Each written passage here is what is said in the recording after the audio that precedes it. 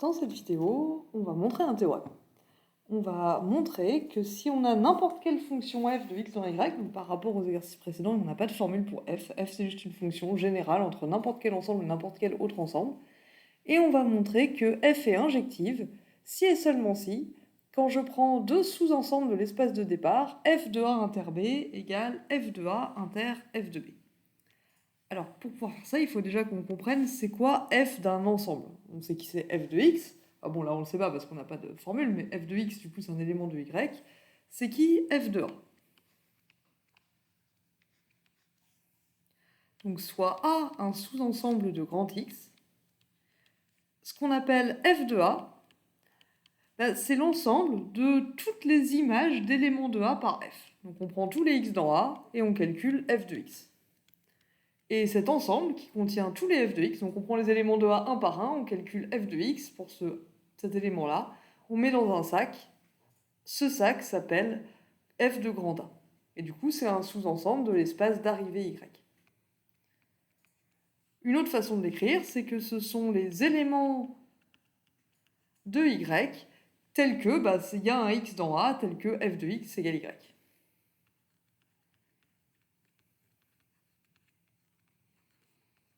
Parmi tous les éléments de y, on garde seulement ceux qui sont des f de x avec x dans A. C'est ça, l'ensemble f de grand A.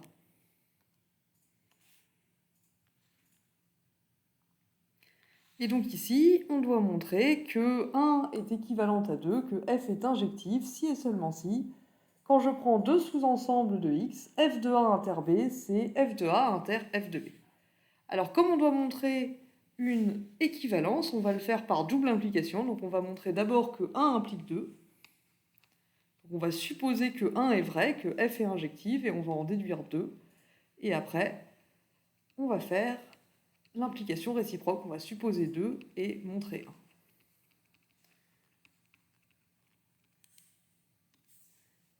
1. Donc, 1 implique 2. Comment est-ce que je fais ça? Donc, pour montrer une implication, pour montrer que 1 implique 2, je suppose que 1 est vrai, donc je suppose que la fonction f est injective.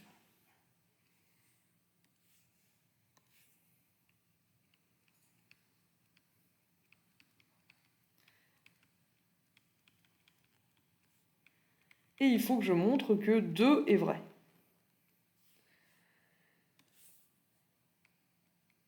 Donc, je sais que f est injective, je prends du coup deux sous-ensembles a et b dans P de x, et il faut que je montre que f de a inter b, c'est égal à f de a inter f de b.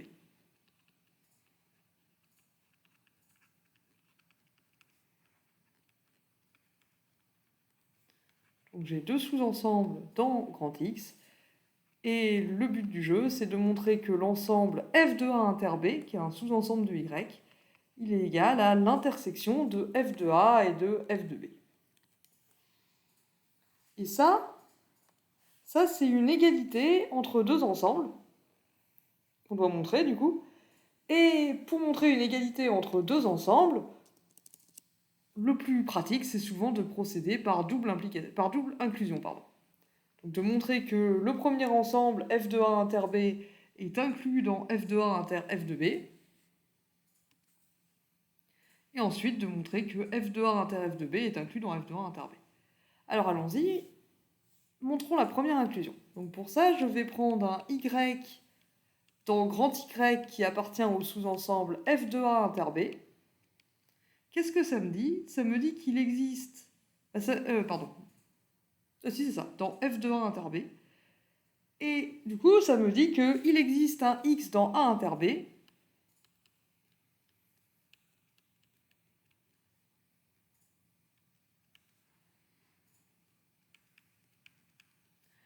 tel que y égale f de x. Dire que y appartient à f de a inter b, ça veut dire qu'il existe un x dans a inter b tel que f de x égale y. Mais du coup, x il est dans a.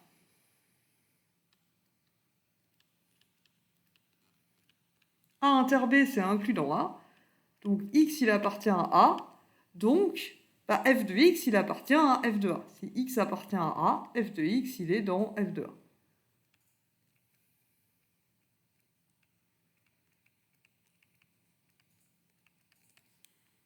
Et f de x, c'est y, donc on obtient y appartient à f de a. D'un autre côté, si x, il appartient à a inter b, il appartient donc aussi à b. Donc f de x appartient à f de b, c'est-à-dire y appartient à f de b. Du coup, y appartient à f de a, y appartient à f de b, donc y appartient à f de a inter f de b. Donc si on prend un y dans f de a inter b, alors il est dans f de a inter f de b, donc l'ensemble f de a inter b est inclus dans f de a inter f de b. Remarquons qu'ici, on n'a pas du tout utilisé l'injectivité de f. Donc ça, c'est vrai même si f n'était pas injectif. Cette inclusion-là, f de a inter b inclus dans f de a inter f de b, elle est vraie même si f n'est pas injective. Parce que là, on n'a pas utilisé l'injectivité de f pour le montrer, donc si f n'avait pas été injective, on aurait quand même pu montrer que f de a inter b est inclus dans f de a inter f de b. Donc a priori, l'injectivité, on va en avoir besoin pour la deuxième inclusion. Alors, voyons pourquoi. Si je prends cette fois un y dans f de a inter f de b. Alors, du coup, y, il est dans f de a.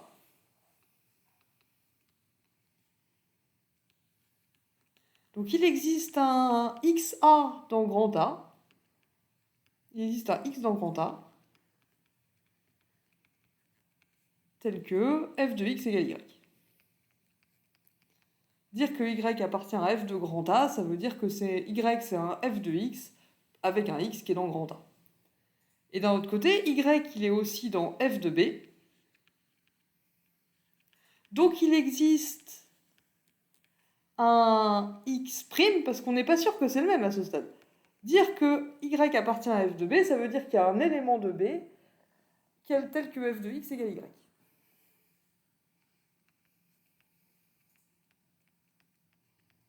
Du coup, je ne veux pas l'appeler x parce que x c'est déjà pris. X c'est l'élément de a tel que f de x égale y. Et x' c'est l'élément de b tel que f de x' égale y. Et je ne peux pas être sûr que c'est les mêmes. A priori.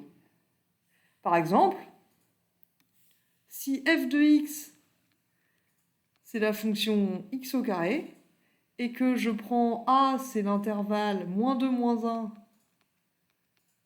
et b, c'est l'intervalle 1, 2, dans ce cas-là, je peux dire que 1, il appartient à f de a, parce que 1, c'est f de -1, donc, et -1, il est dans a, donc f de -1 est dans f de a.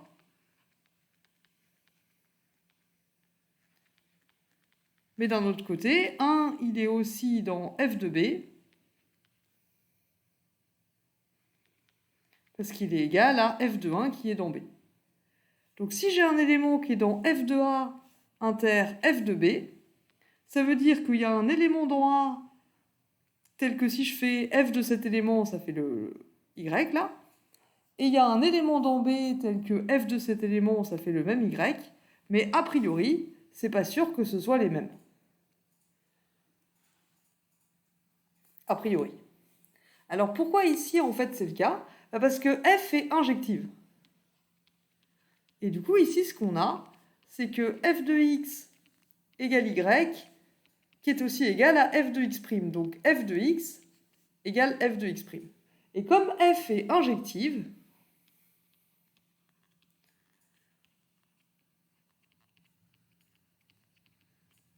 on peut en déduire que x égale x'.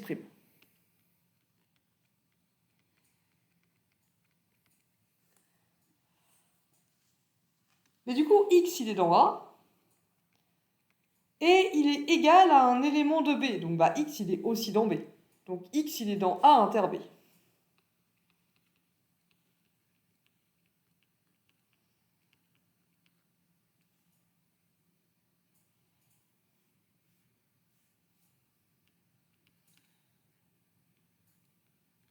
Et du coup, f de x, c'est-à-dire y, il appartient à f de a inter b.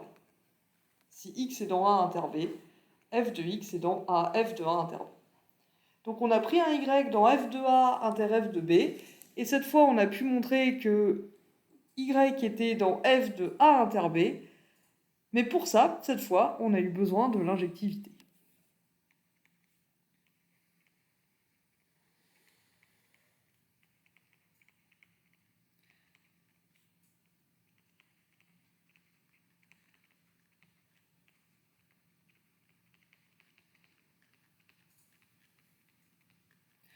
Si f n'est pas injective, ça marche pas forcément. Par exemple, si je reprends mon exemple en bleu clair ici f de a, c'est l'ensemble de tous les f de x avec x qui est entre moins 2 et moins 1. Bah, du coup, c'est l'intervalle 1, 4. Si x il est entre moins 2 et moins 1 et que je fais x au carré, ça va tomber entre 1 au carré et 2, entre moins 1 au carré et moins 2 au carré, c'est-à-dire entre 1 et 4. Et f de b, c'est aussi égal à 1, 4. C'est les f de x, cette fois avec x entre 1 et 2.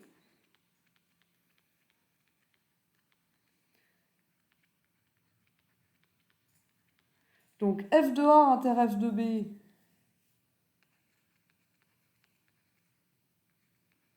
bah, du coup c'est 1, 4 inter 1, 4, ça fait 1, 4. C'est l'intervalle 1, 4. Mais f de a inter b, bah, a inter b c'est l'ensemble vide. Et f de l'ensemble vide, c'est l'ensemble vide. Du coup, dans ce cas-là, f de a inter b, c'est pas pareil que f de a inter f de b, ce qui n'est pas déconnant puisque f n'est pas injectif. Donc ici, dans ce cas-là, on a f de a inter b, c'est l'ensemble vide, il est inclus dans 1, 4 qui est égal à f de a inter f de b, mais l'autre inclusion n'est pas vraie par contre. Donc, dans nos exercices, ce qu'on a montré, c'est que du coup, f de a inter b égale f de a inter f de b, quel que soit a et b dans p de x. Donc on a montré que 1 implique 2. Il nous reste à montrer que 2 implique 1. Donc on suppose que 2 est vrai.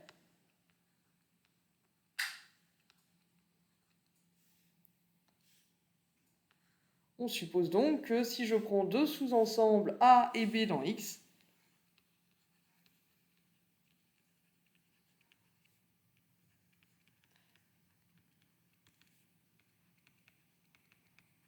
alors f de a inter b égale f de a inter f de b.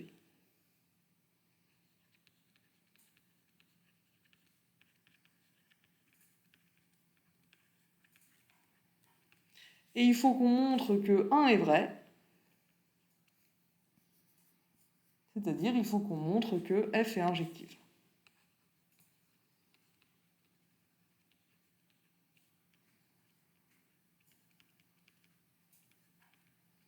Alors pour ça, je vais revenir à la définition de l'injectivité.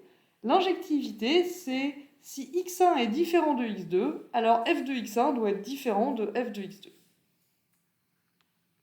Donc je vais prendre x1 et x2 dans grand X. Supposons que x1 est différent de x2.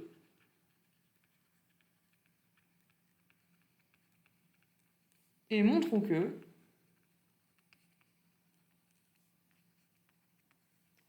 f de x1 est différent de f de x2. Alors, ce qu'on peut remarquer, c'est que si x1 est différent de x2, il va falloir que j'utilise mon hypothèse, l'hypothèse petit 2 en rond, là, f de a inter b égale f de a inter f de b. Si j'ai x1 et x2 qui sont différents, bah, ça me fait deux ensembles, singleton x1 et singleton x2.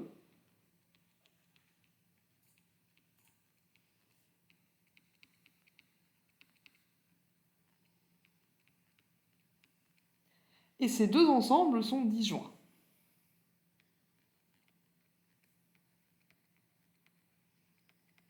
Si x1 est différent de x2, il n'y a pas d'élément commun à ces deux ensembles. Donc A inter B, c'est l'ensemble vide. Et donc f de A inter B, c'est f de l'ensemble vide, c'est l'ensemble vide.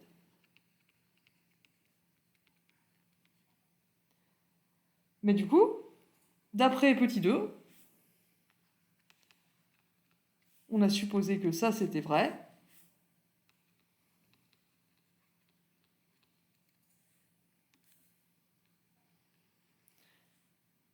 F de A inter F de B, ça doit être aussi l'ensemble vide, du coup. On a supposé que F de A inter B était égal à F de A inter F de B. Mais c'est qui F de A? F de A, c'est F de singleton x1, c'est l'ensemble des F de x pour x appartenant à singleton x1. Donc c'est l'ensemble des f de x avec x qui est égal à x1, donc en fait c'est singleton f de x1. F de singleton x1, donc si j'applique la définition que j'ai redonnée au début de l'exercice, c'est égal à ça. Mais du coup, dans cet ensemble-là, x appartient à singleton x1, il n'y a qu'une seule possibilité, c'est quand x égale x1, et dans ce cas-là, bah, f de x, c'est f de x1. Donc cet ensemble-là, il a un seul élément qui est f de x1. Et f de b, même chose, hein, f de b, c'est f de singleton x2.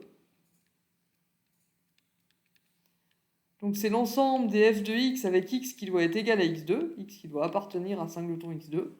Bah, du coup, là-dedans, il y a juste f de x2. Et on sait que ces deux ensembles, singleton f de x1 et singleton f de x2, ils s'intersectent pas. Donc leurs éléments ne sont pas communs. Donc, bah, du coup, ça veut dire que f de x1, c'est pas le même que f de x2. Sinon, ils auraient un élément commun qui serait f de x1.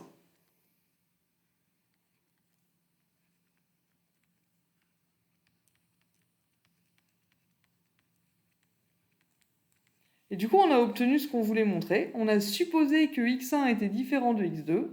On a obtenu que f de x1 était différent de f de x2. Donc f est injective. Donc on a trouvé le résultat qu'on voulait. On a montré que si on a f de A inter B égale f de A inter f de B, alors on arrive à en déduire que f est injective. Donc ça nous montre la deuxième implication, 2 implique 1.